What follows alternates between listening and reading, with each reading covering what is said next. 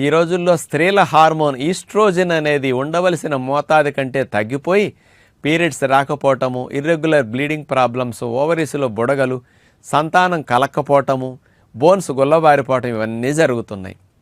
Oestrogen tablets రూపంలో చాలామంది ఉపయోగిస్తూ ఉన్నారు. సైడ్ ఎఫెక్ట్స్ వస్తున్నాయి. న్యాచురల్గా ఈస్ట్రోజన్ని డైరెక్ట్గా కలిగి ఉన్న ఆహారం, ఏకైక ఆహారం ఒక్కటే, అదే సోయాబీన్. సోయా చిక్కుడులో ఫైటో ఈస్ట్రోజన్గా ఉంటుంది. ఇది లోపలికెళ్ళి ఈస్ట్రోజన్గా వర్క్ చేస్తుంది డైరెక్ట్గా.